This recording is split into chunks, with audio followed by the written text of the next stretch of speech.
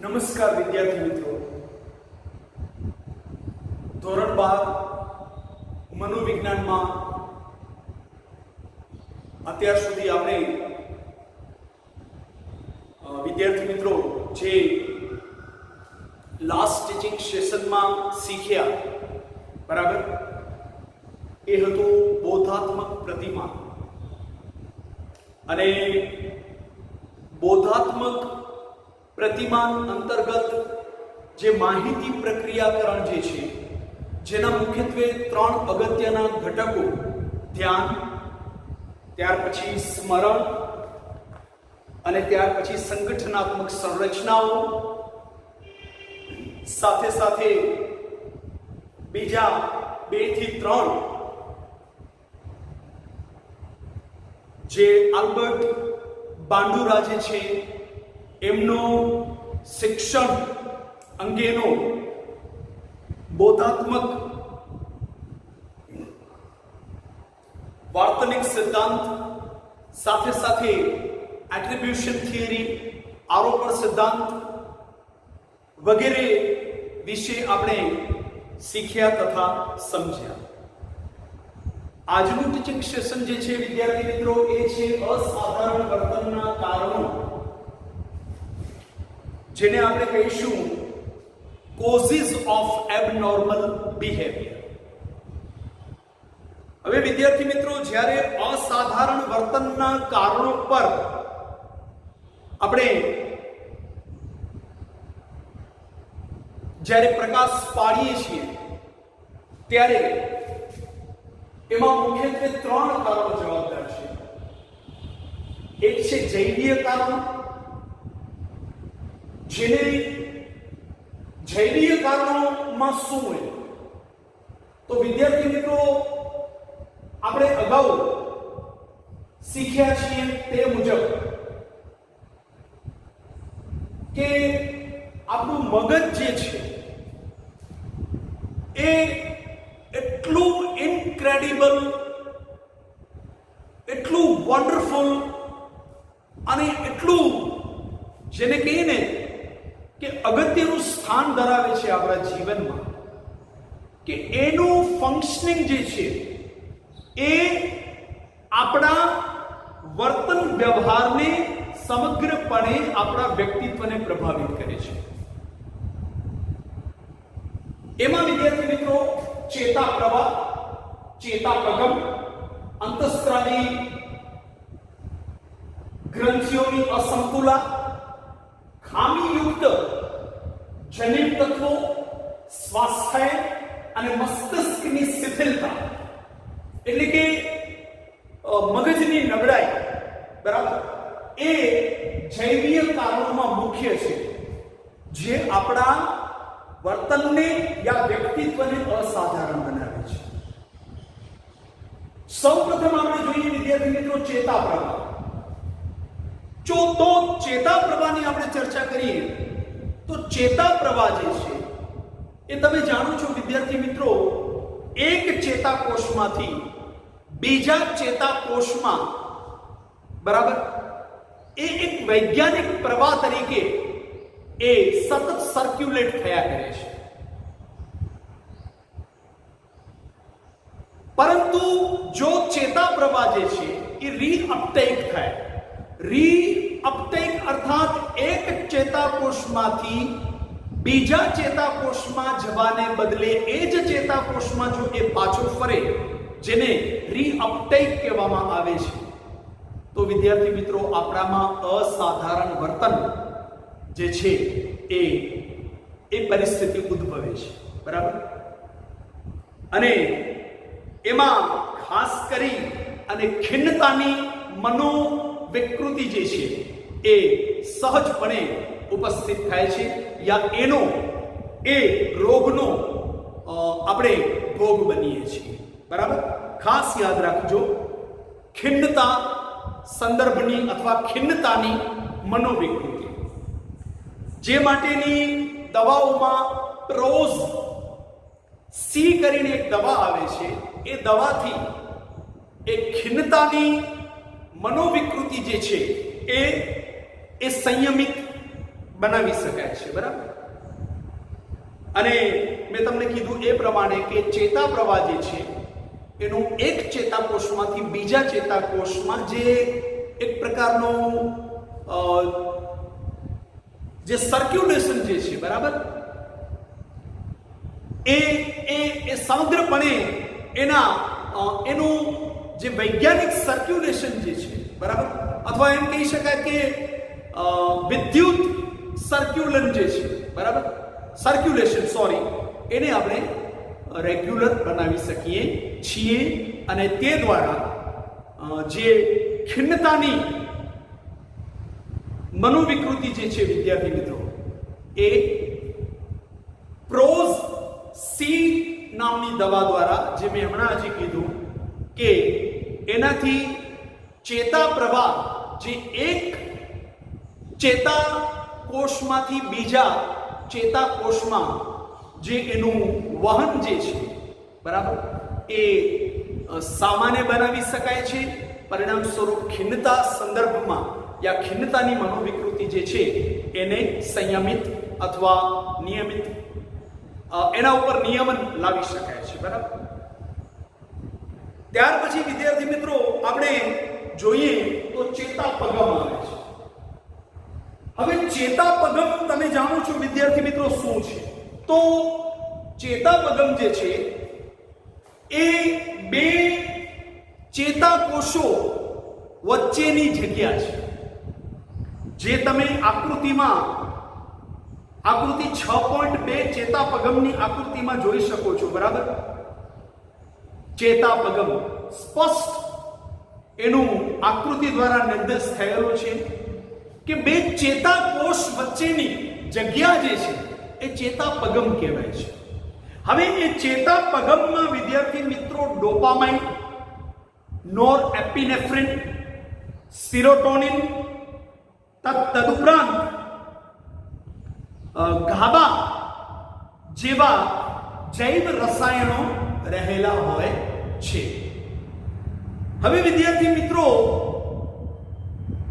એ રસાયણોમાં જો કોઈ અસમતુલા પેદા થાય, જે મેં તમને કીધું એ પ્રમાણે, બરાબર, ડોપામાઇન, નોરએપિનેફ્રિન, સેરોટોનિન, ગાબા જેવા જૈવ રસાયણો જે છે તે આવેલા હોય છે.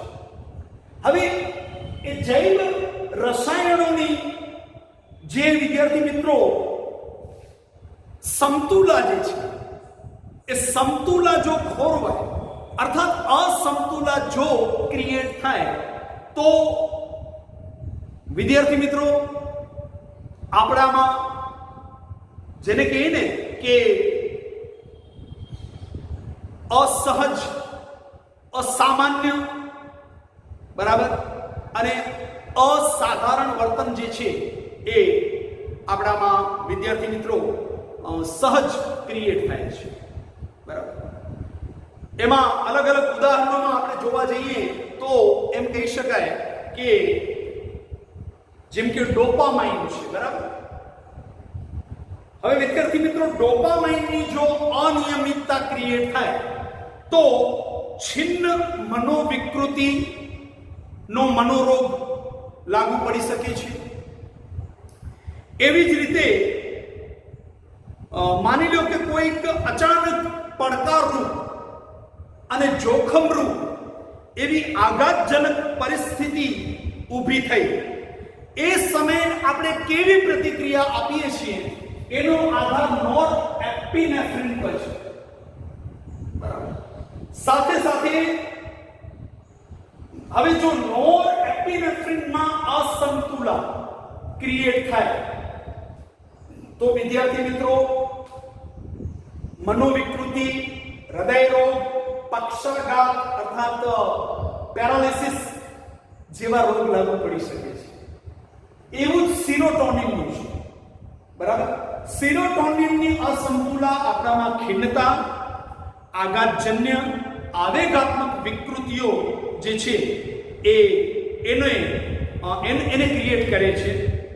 અને ચિંતાની વિકૃતિમાં ગાબા જે છે એનું પ્રમાણ અસરકારક સાબિત થયેલ છે. ઇન શોર્ટ વિદ્યાર્થી મિત્રો, આપણે એમ કહી શકીએ કે ચેતાપગમમાં જે ડોપામાઇન, ત્યાર પછી યસ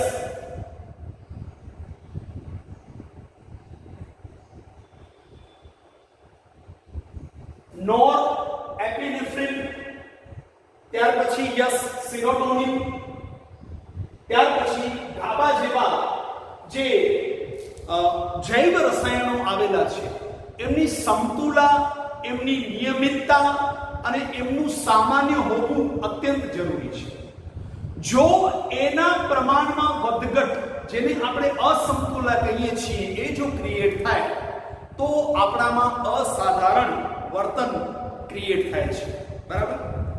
અને એમાં મેં હમણાં તમને સમજાવ્યું એ પ્રમાણે, બરાબર, કે છિન્ન મનોવિકૃતિ નો રોગ લાગુ પડવા પાછળ ડોપામાઇનની માત્રા અસંતુલિત થવું એ એક કારણ છે.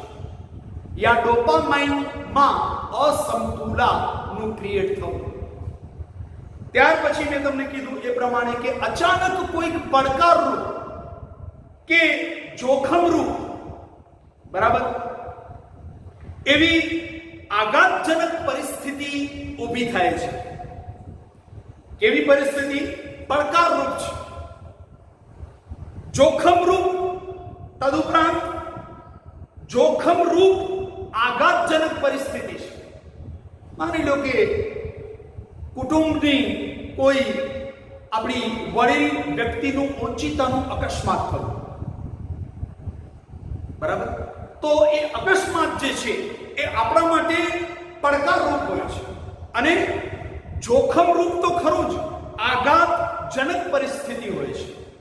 હવે એ સમયની પ્રતિક્રિયામાં કોણ અગત્યની ભૂમિકા ભજવે છે? નોર એપિનેફ્રિન.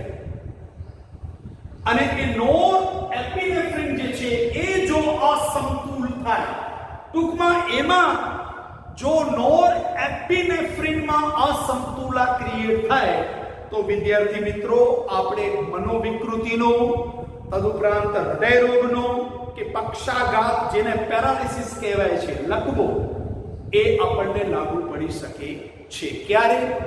પડકારરૂપ અને જોખમરૂપ આઘાતજનક પરિસ્થિતિમાં જ્યારે આપણે કોઈ પ્રતિક્રિયા આપીએ છીએ ત્યારે જ. એટલા માટે જ કહેવામાં આવે છે કે અત્યંત હર્ષ પણ જીવનમાં ન હોવો જોઈએ અને અત્યંત શોકની લાગણી પણ ન હોવી જોઈએ. અતિ જે કંઈ પણ છે, બરાબર, એવું નથી કે અત્યંત શોકની પરિસ્થિતિમાં જ માણસ જે છે, બરાબર, એમને અટેક, એ પ્રકારનું હૃદય રોગનો હુમલો થતો હોય છે યા એમનું મરણ થતું હોય છે, બરાબર. અત્યંત હર્ષની અવસ્થામાં પણ માણસ જે છે એ હૃદય રોગના હુમલાનો ભોગ બની શકે છે, બરાબર. એટલે ઓલી પંક્તિઓ છે ને કે સુખમાં છલકાય નહીં, દુઃખમાં રડાય નહીં, બરાબર, બહુ સરસ શીખવાડે છે. સુખમાં છલકાય નહીં, દુઃખમાં રડાય નહીં, ભક્તિ ભૂલાય નહીં હો, માળા છે ઢોકમાં, ગુરુજીના નામની હો, માળા છે ઢોકમાં, બરાબર. અર્થાત આપણે ક્યારે પણ અતિ હર્ષ ઉલ્લાસમાં પણ ન આવી જવું જોઈએ અને અતિ શોક પણ જે છે એ બહુ આપણા માટે કહેવાનો મતલબ કે નુકસાનકારક સાબિત થઈ શકે છે. ત્યાર પછી મેં તમને વિદ્યાર્થી મિત્રો કીધું એ પ્રમાણે સેરોટોનિન આ પણ એક પ્રકારનું ચેતાપગમમાં આવેલું એક જૈવ રસાયણ તત્વ છે, બરાબર. એમાં પણ જો માની લો અસમતુલા ક્રિએટ થાય તો ખિન્નતા, આઘાતજન્ય અને આવેગાત્મક વિકૃતિઓનો આપણે ભોગ બનીએ છીએ. સાનો ખિન્નતાનો, બીજું આઘાતજન્ય અને ત્રીજું આવેગાત્મક વિકૃતિઓનો નો આપણે ભોગ બનીએ છીએ. ઇન શોર્ટ એમ કહી શકાય કે આપણે ખિન્નતા સંબંધિત મનોવિકૃતિ જે છે, તમે કહેશો સાહેબ ખિન્નતા સંબંધિત મનોવિકૃતિ એટલે શું? તો નજીવી બાબતોમાં ઉશ્કેરાટ, આક્રોશ, ક્રોધ, હિંસા કરી બેસવું, બરાબર, અસાધારણ વર્તન દાખવવું વગેરે. અને જો ગાભામાં અસમતુલા પેદા થાય, ઉપસ્થિત થાય યા ક્રિએટ થાય, તો ચિંતાની મનોવિકૃતિ જે છે, અકારણ કોઈ કારણ ન હોય છતાંય એ વ્યક્તિ સતત ચિંતામાં જોવા મળે, જાણે કેમ કોઈ આગ ફાટી પડવાનું હોય એના ઉપર, બરાબર. એટલે એ સતત જેને કહીએ ને કે ચિંતાની મનોવિકૃતિથી પીડાય છે. ત્યાર પછી વિદ્યાર્થી મિત્રો અંતઃસ્ત્રાવી ગ્રંથિઓની અસમતુલા.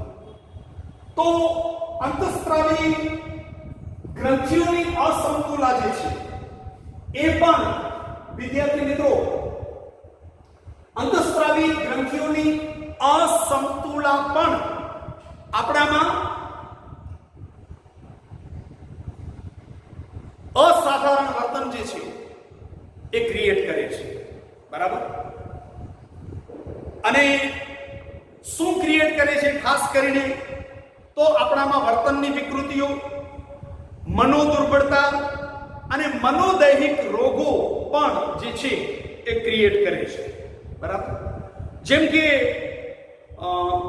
કંઠ ગ્રંથિનો સ્ત્રાવ, જેને આપણે થાઇરોક્સિન કહીએ છીએ, બરાબર, એની ઉણપથી તમે જાણો છો, બરાબર, કેટિનિઝમ નામની મનોદુર્બળતા આવે છે. એવી જ રીતે જે સ્વાદુપિંડ ગ્રંથિ જે છે એની અનિયમિતતા ડાયાબિટીસ પેદા કરે છે, ત્યાં ડાયાબિટીસનો રોગ લાગુ પડે છે, બરાબર. તો ટૂંકમાં આપણે એમ કહી શકીએ કે કંઠ ગ્રંથિનો સ્ત્રાવ, જેને થાઇરોક્સિન કહીએ છીએ, એમાં જો ઉણપ ક્રિએટ થાય તો કેટિનિઝમ નામની મનોદુર્બળતાનો આપણે ભોગ બનીએ છીએ. સાથે સાથે મેં તમને કીધું એ પ્રમાણે કે સ્વાદુપિંડ ગ્રંથિ જે છે એમાં જો અનિયમિતતા યા અસમતુલા ક્રિએટ થાય તો મધુપ્રમેહ એટલે કે ડાયાબિટીસ લાગુ પડે છે. ટૂંકમાં અંતઃસ્ત્રાવી ગ્રંથિઓની સંતુલન યા કહો કે નિયમિતતા સામાન્ય હોવું અત્યંત જરૂરી હોય છે. એ અંતઃસ્ત્રાવી ગ્રંથિઓના પ્રમાણમાં જો કોઈ અસમતુલા યા અસામાન્ય બને છે, અસ્વસ્થ બને છે, બરાબર, તો વિદ્યાર્થી મિત્રો આપણામાં વિવિધ પ્રકારની વર્તન વિકૃતિઓ, મનોદુર્બળતા અને રોગો પણ લાગુ પડી શકે છે. ત્યાર પછી ખામીયુક્ત જનન તત્વ. સામાન્ય રીતે વિદ્યાર્થી મિત્રો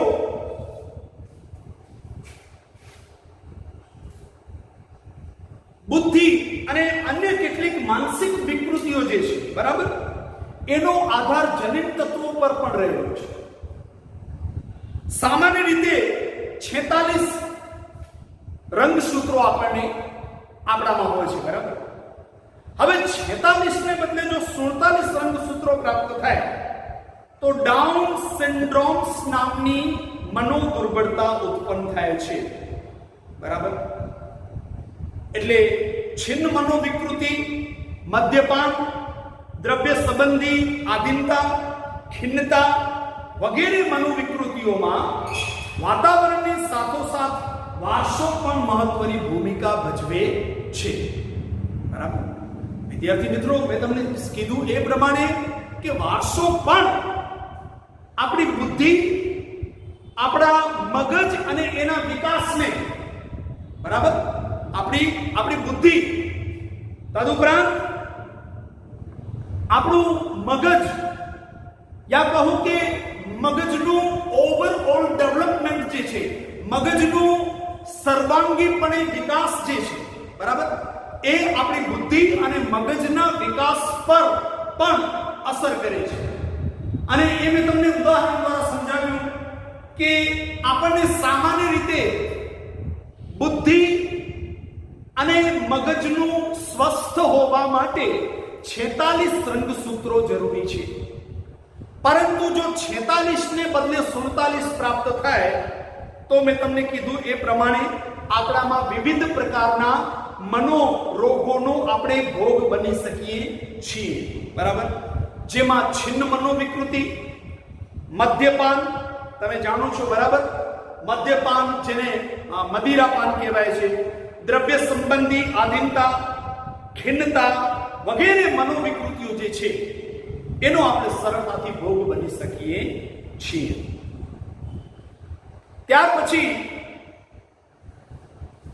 જે છે એ સ્વાસ્થ્ય સંબંધી આપણે ચર્ચા કરીએ તો કેશમર અને સેલ્ડ નામના મનોવૈજ્ઞાનિકોએ એમના સંશોધન અભ્યાસો દ્વારા એ સાબિત કર્યું છે કે જે લોકો બહુ સ્થૂળ શરીર ધરાવતા હોય છે, બરાબર, એમનામાં ઉન્મત્ત ખિન્ન પ્રકારની અને જે લોકો સ્નાયુ પ્રધાન અર્થાત જબરદસ્ત, બરાબર, સ્વાસ્થ્ય, ખાસ કરીને સ્નાયુ પ્રધાન એટલે કે બહુ જ હેવી મસલ્સ વાળા જે હોય છે એમનામાં છિન્ન મનોવિકૃતિ થવાની સંભાવના વધુ હોય છે. બરાબર?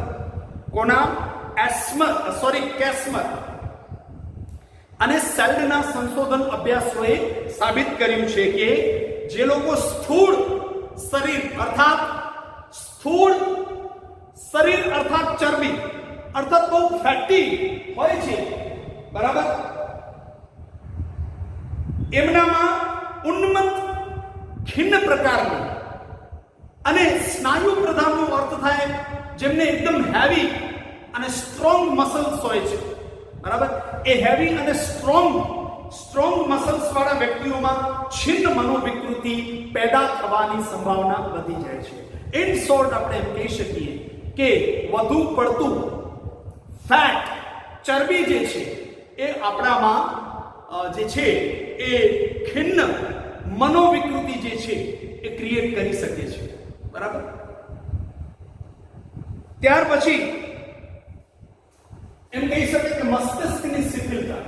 સમગ્રપણે વિદ્યાર્થી મિત્રો આપણા મગજની જો આપણે ચર્ચા કરીએ તો મગજના માની લો કોઈ ચોક્કસ ભાગને પણ જો ઈજા પહોંચે, માની લો મગજનો વિકાસ સર્વાંગ સંપૂર્ણ થયેલો છે, બહુ જ સામાન્ય છે, એકદમ સ્વસ્થ છે, પરંતુ જો કોઈ અકસ્માત સંજોગોમાં એના કોઈ મગજના કોઈ પણ ભાગને સહેજ પણ ઈજા પહોંચે છે તો પણ વ્યક્તિમાં સ્મૃતિહાસ અર્થાત એની મેમરી લોસ થઈ જાય છે.